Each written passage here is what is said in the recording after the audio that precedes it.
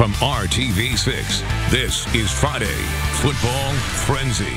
Yes, it is. Let's get right to it. Never a dull moment in the mix. 8th-ranked Center Grove, 4th-ranked Ben Davis, Trojans in white. First quarter, number 30 is Carson Steele, bounces outside, 5-yard score, 7-0 CG. Ben Davis, though, playing catch-up with Eric Moore and Center Grove. Trent Gibson, a little play action, swings out to Adrian Reese, who stays on his feet, scores from 17 yards out. But this was a big one for Center Grove on the road. They win 29-22, so have now won 2 straight after an 0-2 start to the season. Wow. Hey, good evening. Welcome to this My Shoes Are Still Wet edition of Friday Football Frenzy. I'm Dave First. Brad Brown will be along in just a bit. A little damp tonight, but it begged the question, who would reign in Hendricks County? See what I did there? Thank you. Dave Merritt with the big one between Avon and Brownsburg, Week 4, Friday Football Frenzy. The forecast was wet in Brownsburg tonight, but that didn't hamper the Bulldog fans. Up 14-0 at the half, cruising along until the third quarter when Avon's Henry Hessen finds Tice Farrell for the big gain. That leading to Samson James pushing his way into the end zone. Avon cuts the lead to 7. The Bulldogs' D was strong most of the night. Couple of nice sacks here, but late in the fourth quarter, 4th and 15 at the 23-yard line, Avon with the chance to tie, just overthrows his wide receiver. Brownsburg would take over. And with just under 5 minutes to go, the Bulldogs wasted no time marching down the field.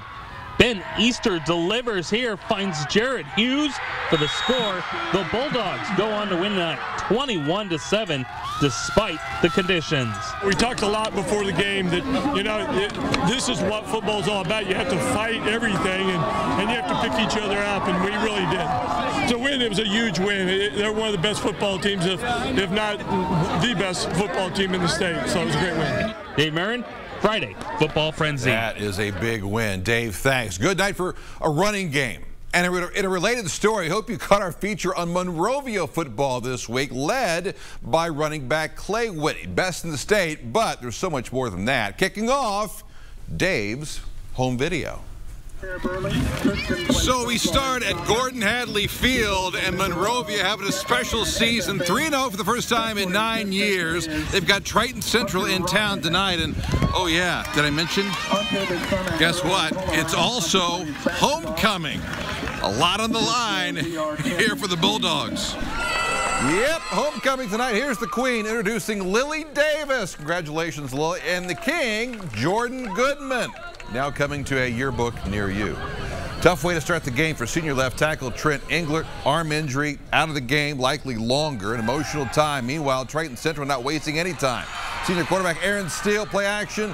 Luke Hornick breaks away. Defense, 56-yard touchdown. Tigers up 28-0. We mentioned Clay Whitney leading the state in rushing. Had a hard time, though, tonight. Nowhere to go against the Triton defense, who have not given up a point to that point of the season. Second quarter, Monrovia trying to get something going. Ezra Wagner picked by Triton's Stuart Krause, 35 yards the other way down to the 5. Steele scored on the quarterback keeper after that. Triton later give up their first points of the season, but the Tigers win big tonight, 49-7. And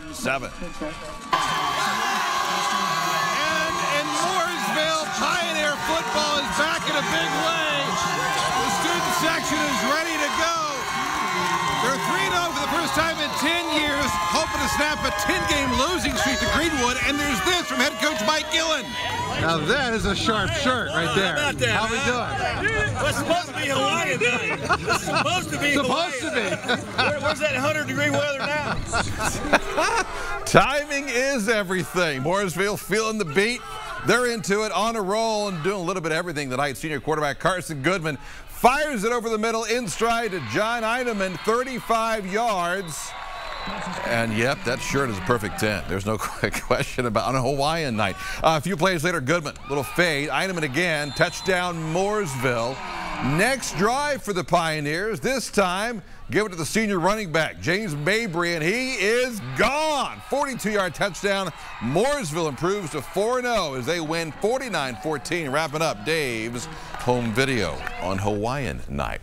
One thing to play a rival, it's another thing when there's a trophy involved or something tangible, something you can see. Brad Brown all over a couple on the northeast side tonight on Hawaiian night. How about Coach Gillen? I wish I had gotten in on that. That looked great, Dave. Good evening, everyone. Rarely a week goes by when we don't see a great game between, say, county rivals. Maybe closer than that, though. How about intra-district foes? The annual Mud Sock Trophy game between Fishers and Hamilton Southeastern always generates some great energy. They needed it tonight. The rain certainly didn't slow down the student sections. Big swatch of red on one side, blue on the other. Wet conditions made for a sloppy game early in this one. Jack Phillips back to punt for Fishers. The snap goes too high.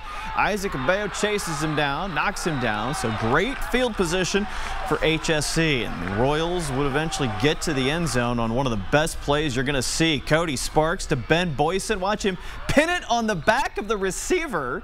Sticks the landing at the 2-yard line. Watch it again in slow motion. Again, wet jerseys, wet turf, wet football. Boyson with a great play. He wasn't even sure how he got it done, but he did. That would lead to a touchdown. Royals punching in with Matt Harris. He scored another later. 105 yards on the night. HSC wins 14-10. Both of those teams now 2-2 on the season. Yes, it was also raining at Mount Vernon a lot.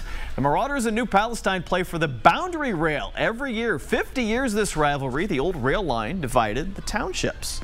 New Pal continues to dominate. Defense first. Pass tipped by Luke Canfield. Brody Luker there for the pick. Gets a little return to go with it. Didn't take long for the Dragons to score after that. It's Alex Neely. Continues to run it well, taking it himself.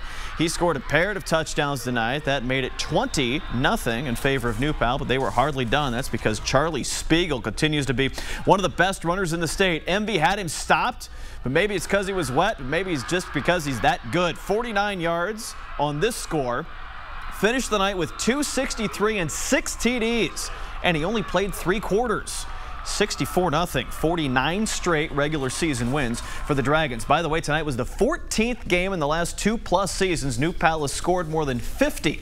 They got a big game at Pendleton Heights next week. The Arabians are also 4-0. Should be a good one, Dave. They are so good. Thanks, Brad. One more to stop tonight. Let's go to Boone County. More rain. The Innovation Award goes to those guys. I love it. Zionsville, Franklin Central, little reverse. Jordan Hall takes it to the 38 as the drive will continue for the hometown Eagles.